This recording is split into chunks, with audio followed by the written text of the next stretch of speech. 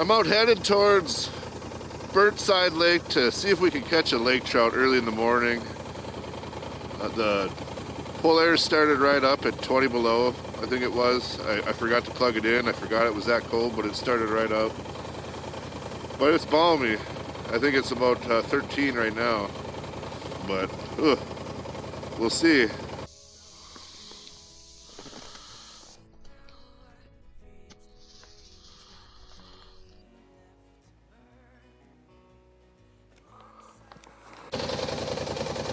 So we made it here to Burnside. Very pretty over there. It's warmed up to about -12 Fahrenheit. I'm in this back hole. I see there's one other house here. Ice house anyways. I'm gonna drill a hole here and see where we're at. Sort of this is my run and gun setup. I didn't bring the shelter. I'm just going to hit up a few different spots, drill a few holes. We'll see if this my tabo doesn't kick me in the ass. Came around, smacked me really good in the wrist. It broke the, has a bar that goes on it. Broke the bar right off. Smacked me in the wrist. But I just turned the auger so that the drill is in my chest now. So it can't really come around. I was sort of doing it bass backwards. Well, we're fishing. We're down here. I didn't take out the hummingbird or anything, but it's about 30 feet, I'm guessing. I'll look at my navionics, but my navionics was way off. Here we can go over the run and gun setup.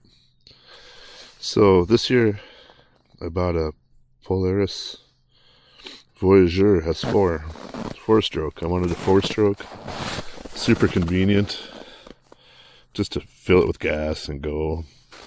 Super convenient on that front, and you know, it's just quieter. It's got so much torque on the low end. I guess some people say they won't go up to 100 or 80 or any of that, but I don't know.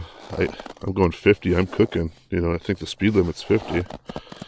So, I don't know. That's more than adequate for me. And what I did back here is I just put a universal mount for the auger. And then I went with a Yak Attack box. It's super convenient. You can just put anything you want in there. Right now I got hats with my bait and garbage. But you know, there's a first aid kit and towels, maps. Cool thing there is there's also 6 rod holders, which is super nice. You know, most of the time I'm bringing 4 to 2, not 6, but if you want to put something else in there, you could. So then just unlatch this here, and you have all that space then, which I don't have much in there right now, but I can, you know, it's a pretty fairly light load right now. I got some water and a shovel and toe straps.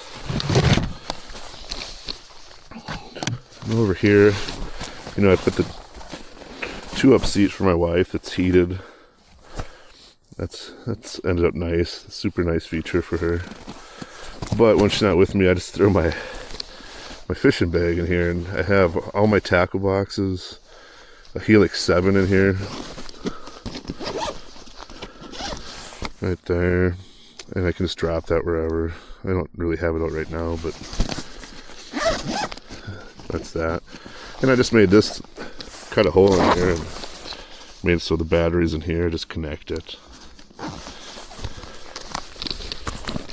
All my tools up here, you know, and my favorite thing, my scooper and the water bottle holder right there.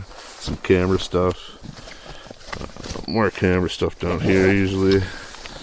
And down here I have four